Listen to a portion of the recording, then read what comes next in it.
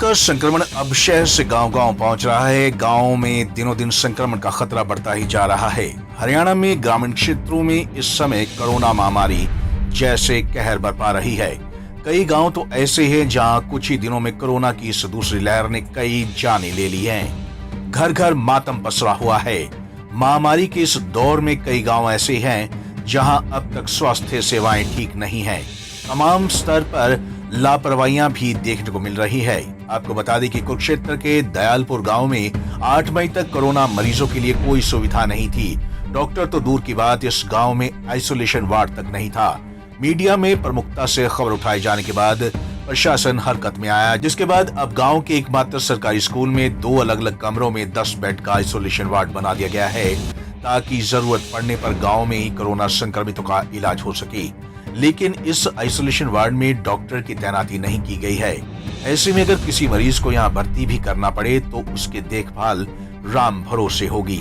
हालांकि इस महामारी के दौर में ये इंतजाम काफी नहीं है, लेकिन आपातकाल की स्थिति में मददगार साबित हो सकते हैं। दयालपुर की मीडिया द्वारा आवाज़ उठाई गई थी कि दयालपुर में केस बढ़ते जा रहे हैं। मीडिया की इस खबर का असर हुआ है कि हमारे गांव दयालपुर में प्रशासन की तरफ से अब यहाँ पर बैरिकेड दिए गए हैं। बहुत ही अच्छी सराहनीय काम है, लेकिन बेड के अलावा सरकार को चाहिए कि यहाँ पर कोई डॉक्टर का प्रबंध किया जाए या कोरोना से संक्रमण से बचने के लिए भाई किसी किट का प्रबंध किया जाए। लेकिन ऐसा भी कुछ नहीं हुआ। लेकिन हमारी तो सरकार से अपील है भाई यहाँ पर डॉक्टर का प्रबंध किया जाए, जिससे गाँव के लोग यहाँ पर आकर सुख शांति से अपना इलाज करवा सकें। तो मीडिया की खबर का असर हुआ है, कितने बेड लगे? यहाँ पर प्रशासन की तरफ से 10 बेड लगा दिए गए हैं, जिसमें पंचायत का भी पूरा सहयोग रहा है, प्रशासन की तरफ से और पंचायत का पूरा सहयोग रहा है।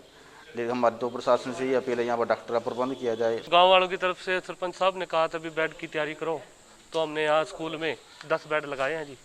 वैसे हमारे गांव में अब तक तो कोई केस नहीं है, ऐसा नॉर्मल है सब, और आगे भी यही चाहेंगे कि नॉर्मल ही रहे जी। यही बताएंगे भी गांव में भी केस बढ़ रहे हैं, बहुत ही ज़्यादा बढ़ रहे हैं। अपने अपने घर में अपने सुविधा भी कर रहे, और स्कूल में सब हो गया, बेड वुड गिरे गए हैं। फिर वहाँ पर डॉक्टर कोई नहीं आया। अच्छा, कोई डॉक्टर कोई दवाई वगैरह कुछ तो देनी चाहिए है। चल कुछ का थोड़ा किसी का ज्यादा दोस्त दवाई तो लिया चल जैसा अपना सुविधा गाँव में बढ़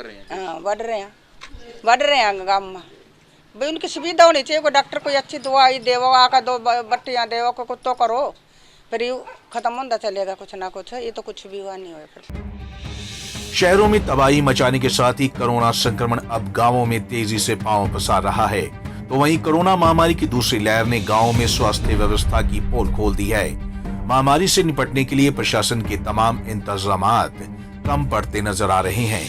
ऐसे में देखना ये होगा कि क्या सरकार और प्रशासन हर गांव में पुख्ता प्रबंध कर पाता है, या फिर व्यवस्थाओं के अभाव में कोरोना मरीजों को अपनी जान गंवानी होगी।